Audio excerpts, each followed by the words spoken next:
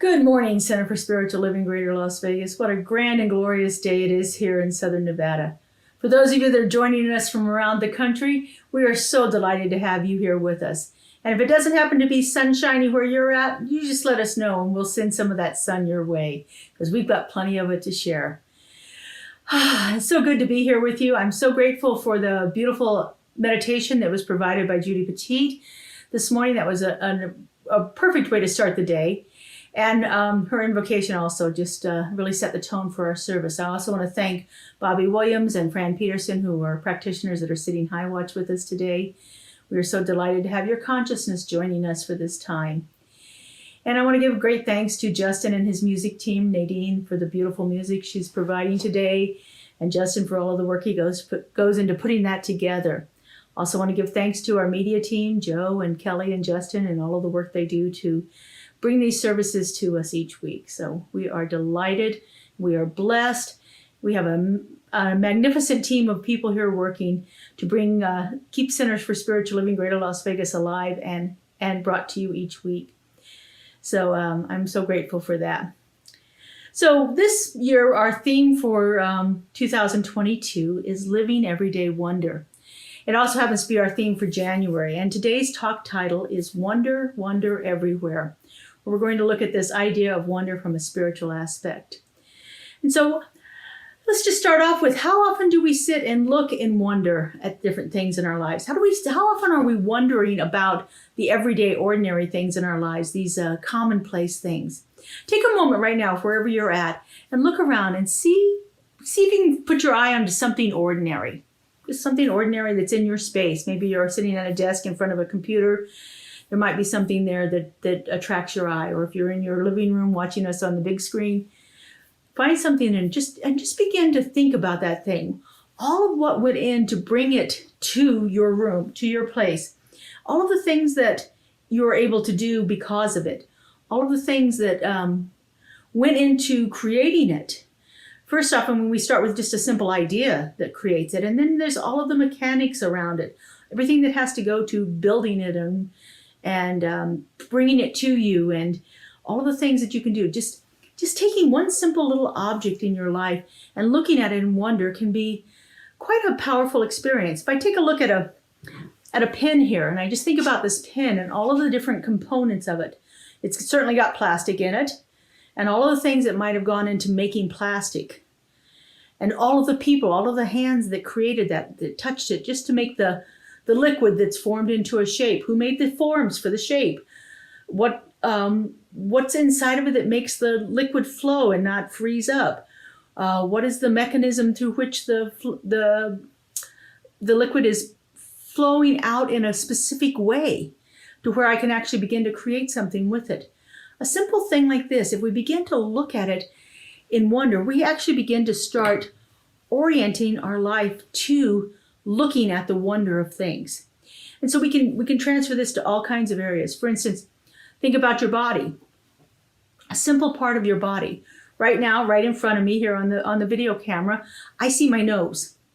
So I look at this, and if I think about the nose and the wonder of the nose, the functionality of the nose. You know, right now we are in the middle of a 2-year pandemic, and our nose is actually our first line of defense in our body. It's the first thing that's actually going to stop something from getting into our body. It has a wonderful mechanism within the structure of the nose that allows for the little hairs to catch things before they enter our body. And so we begin to wonder about, or begin to sit and wonder about our nose and delight in the way that it serves our body so well. And who could have ever imagined that all of the things that the nose does that is beneficial to our bodies? You know, even the fact that sometimes the nose produces liquid that comes out of it. That's helpful for us. That is a thing that is absolutely awe-inspiring, that this simple little structure that's on the end of my face here could actually be so beneficial to my body. And we can do this with every single part of our body. Just actually begin to contemplate the wonder of something. And I believe that will begin to shift our focus around a different viewpoint with the world. When we begin to actually look at things and wonder, I could look at my nose and say, well, I don't really like the shape of it. And, sometimes it runs way too much. And, and sometimes it's just annoying to have it there. And when I've got my glasses on, there's an irritation and all of these things. And if I focus on those parts, those aspects of my nose, then I have a whole different sense of what it is for me. And I can't help but feel just in this moment here, the negativity that I'm feeling from thinking about the things that I would rather change about my nose as opposed to thinking about the wonder of my nose. Just in this one simple moment here of time, when we're focusing on one thing, we can begin to see the difference in our whole attitude and how it shifts around to look at something through awe and wonder as opposed to looking through judgment and criticism. And so think about this now in all of the ways that we do that in our lives. All of the ways that we begin to make an instant judgment about something instead of approaching it with wonder. Think about the different interactions that you have with other people in your lives, and how if you approach that with wonder instead of judgment instantly, they would begin to shift. If we look at our principles, going back to our basic principles that we have here at Centers for Spiritual Living, one of our what we believe statements, a declaration of principles, is we believe in the individualization of spirit within us, and that all people are individualizations of this one spirit. We believe in the individualization of spirit within us. No problem with that. I've totally got that. I believe that spirit is incarnated within me, that I am a manifestation of it, that it is moving through me, it's showing up as me. And I understand that. And when I look at you, I can understand that also. Especially when I look at people that are in my spiritual community that are like-minded people that hold the similar beliefs to mine. And it's very easy for me to say, oh yeah, same presence of the divine that's within me is within you. No problem with that whatsoever. I can actually even translate that pretty easily over to people that I love that don't believe this philosophy. And I can say, okay, they have a different point of view about it, but I know that indwelling presence is the same within them as it is within me. And so it's very easy for me to transfer that over. I can transfer it over to friends who don't believe in this philosophy just as easily. Where it begins to get a little tricky is when we have people that we don't know very well, who are outside of us, who have a different point of view altogether, that is sometimes contrary, sometimes we find highly objectionable, sometimes they're engaging in acts that we would consider horrific or heinous. And when we go then now, can we see the God in them? Can we say that the individualization of the presence of the divine in me is the same individualization of the presence of the divine within that person? That's where the judgment starts to come in. And that's where I'm now looking at this person through the eyes of judgment and separateness, as opposed to looking at this person through the eyes of wonder and compassion and love and unity. I can't see the God in them because whatever it is that is about them that's causing me to judge them has blocked it. It's caused a whole sense of separation between me and them. But when I can go back to looking at them with wonder, looking at them from a place of curiosity, then I can begin to soften that judgment that I'm feeling. I believe that this same indwelling presence within each one of us is absolutely the same. I don't think that there's more God in me than there's more God in you. And I don't think there's more God in me than in these people I find objectionable. I don't believe that that's the case. What I believe is happening here is that we become aware of spirit to a certain degree. Last week I used the quote, heaven is within us and we experience it to the degree that we become aware of it. Heaven is within us and we experience it to the degree that we become aware of it. And I believe that people who are engaging in acts that I would find abhorrent have not realized the presence of heaven within them yet. They have not, many of the spiritual leaders have used the phrase, the veil is thick. They don't quite realize their presence. They don't quite realize that there is only this one.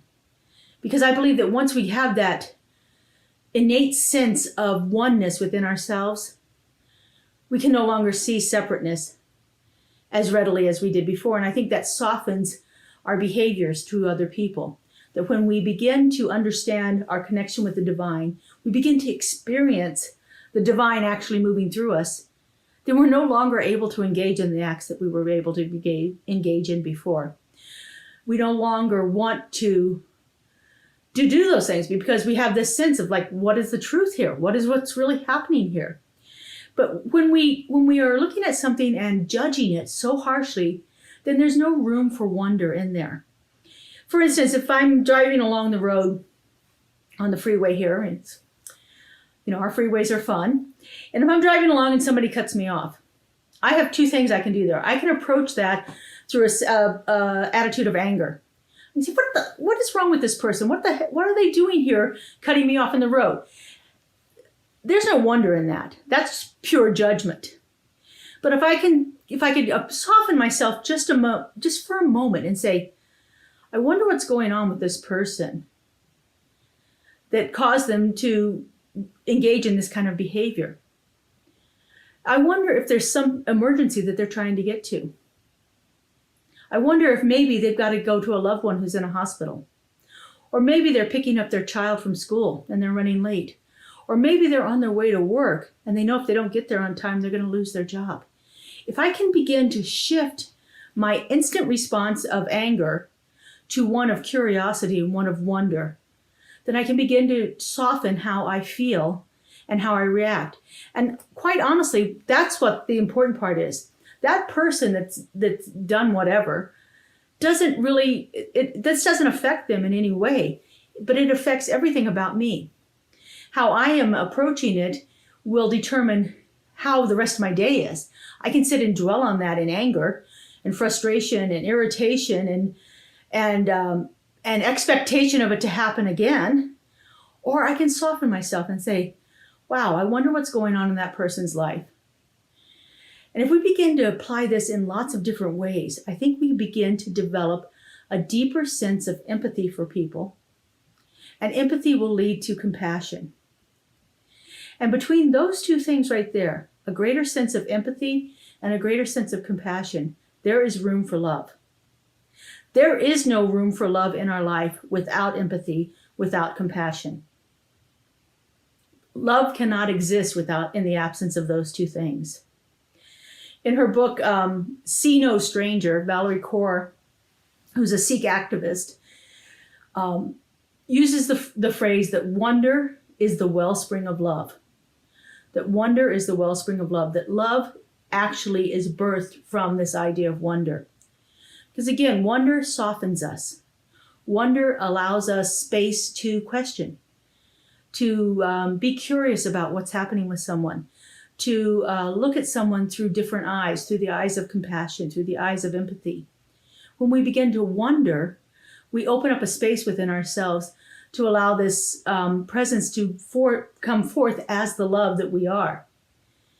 Otherwise, we're just giving it lip service. We're not actually doing what we're saying that we're doing, because we have an inherent judgment that's holding us back from actually being able to experience the compassion and the love that is the compassion and the empathy that is the very nature of love. And so I think that is all necessary. I think wonder is a key component to that. Wonder, she goes on to say, wonder reveals oneness. Wonder reveals oneness. It is this wonder that allows us to build empathy. It allows us to build compassion. It allows us to see the possibility of there's something active here besides my instantaneous judgment of what the situation is. And it's through wonder that we begin to know ourselves better. It is through this act of wonder. If I am curious about others and I look at how I'm reacting to others, I can begin to get a greater sense or greater understanding of who I am and how these things are triggered in me and how they are actually alive in me. Valerie Kaur goes on to say that it is through wonder that I discover the you that are a part of me I don't know yet. I discover the you that is a part of me that I don't know yet. if we go back to that idea of, this individualization of spirit, the same spirit that is in me is the same spirit that is within you. It is the same spirit that is within this person that's done me wrong or that I have an objection to. It is the same presence. Then we're actually getting to that idea of unity. One of our other declarations of principles says we believe in the unity of all life, that the highest God and the innermost God is one God. We believe in the unity of all life. If I'm sitting in judgment of somebody else, I am not believing in unity. I am believing in separateness and otherness. I am not able to get to that place of unified love. And I'm not able to understand myself yet, because if I'm judging somebody else, there's also a part of me that's sitting in judgment of myself. And so if I begin to understand this other person, the you that's out there, I begin to understand myself a little bit better. I can know myself better by seeing the unity of all life, by seeing the indwelling presence of God within me and knowing that it's the same indwelling presence of God within you. That's how I get to this idea of oneness. Otherwise, we're just playing the game. We're just talking the good game. But we really have to begin to look at how we are reacting to other people in our lives. And are we acting from a sense of instantaneous judgment or a sense of awe and wonder? So what are you in wonder of? What is it that delights you? What does it light you up? What is it that makes you want to be more curious about it? Or what is it that when you see it, there's something visceral that happens within you? I was driving back from St. George yesterday, and there's a St. George, Utah, and I was on I-15, and there's a place. It's just north of Valley of Fire on I-15, and the road kind of curves, and it's a downward hill there, and it's a place where the mountains are in such a formation that every time I see it, I get chills. There's just something beautiful about this one particular area. And I always slow the car down. Sometimes I'll be like driving and I'm not remembering that it's coming up soon. But I hit this one curve and then I realize, oh, this is the place. This is the place. And I can't even tell you what it is about it. There's just the brown mountains, but they're so beautifully layered. And when the sun hits it in just the right way, it's a spectacular view. And it's just one of these things that actually causes a visceral reaction within me. I slow my car down. I spend the extra moment that I can safely on the freeway looking at this beautiful sight, because it inspires me. It causes awe and wonder within me to become alive. I know many times in the last 45 years that I've lived in this area, as I'm driving back from the east, my extended family lived in the Midwest back there. And so I'm coming back from the east, and you hit a place where you start to see the mountains. And when I hit that, it was like, oh, I can breathe better. I'm home. This is becoming familiar with me. And so the mountains are extremely important to me. When we go, often there were a group of us that would go to a Silomar, which is in Monterey, California, to a convention that we had there many years. And my friends would all start to laugh because 30 minutes, it was actually 30 minutes before we would get to Monterey, I could start smelling the ocean. And I would start to get excited. And this excitement would build within me. And it didn't matter what time of day it was, I had to take this one route, going through Monterey the long way, so that I could come to the Silomar campground. And because I had to stop at the ocean.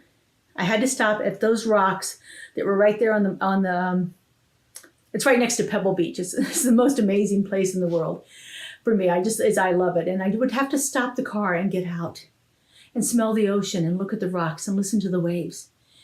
It lit me up. The wonder and the awe of this, the vastness of it, the sound of it, the power of it was just so inspiring that I had to actually stop the car, get out, and spend time with it. We need to find awe and wonder in our lives every day. Some of us find it through our relationships. Some of us find it with our interactions with our pets. Some of us find it in the work that we do, in the nature around us. Some of it find it in our physical activity. Doesn't matter where, but look for the awe and the wonder. Look for those moments that delight you. In his book, Ideas for Living, Ernest Holmes writes, "We stand in awe of grandeur in our world. Something deep within us responds. Something within embraces the oceans. Something within melts into the mountain, and we become one with them." Find those moments to stand in awe of the grandeur of the world around us. Find those moments to question and wonder about other people that you interact with. In your everyday moments, make it a practice. Drive down the street, and as you see somebody, notice them and wonder about their lives.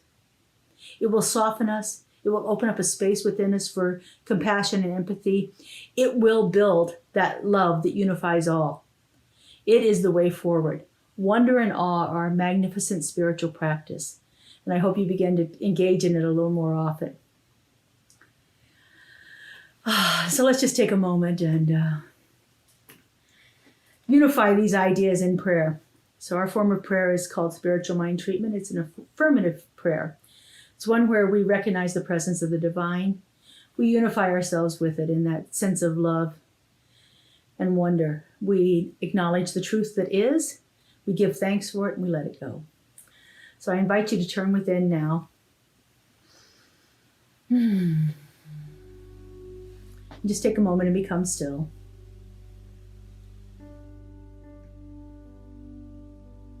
And tap into that place of deep peace, that place in consciousness from which all things are manifest.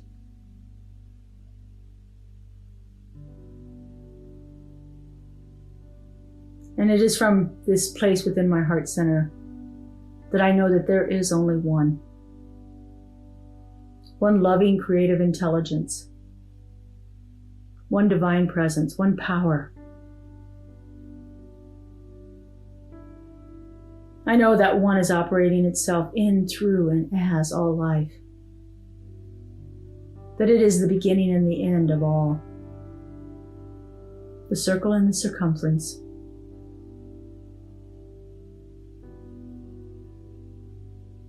I know that one is spirit, as love,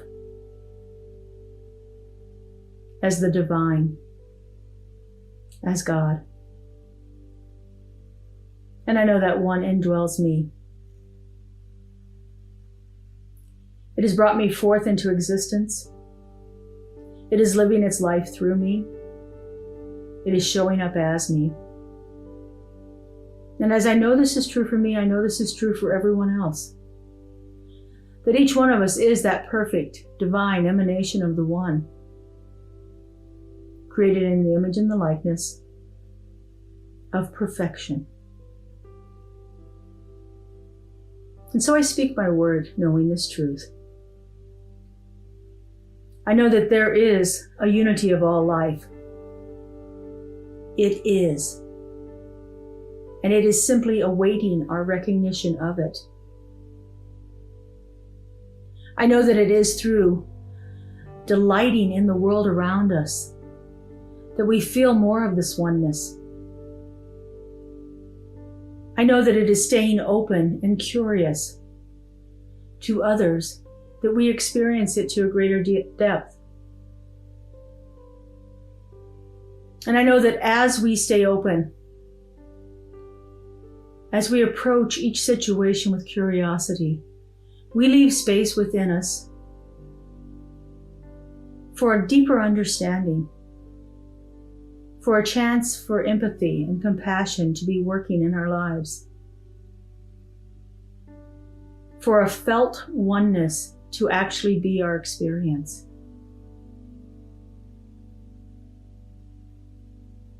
And I know this is more possible than ever as we open ourselves up in loving kindness, in compassion, and in a sense of awe and wonder. And I'm so grateful to know this. I'm so grateful to feel it. I'm so grateful every time I see it operating in the world. And I just relax into this sense of gratitude and deep awareness. And I release this into the law, where it is already complete, where everything is perfect. I just allow it to rest there, and I let it be. And so it is. Amen.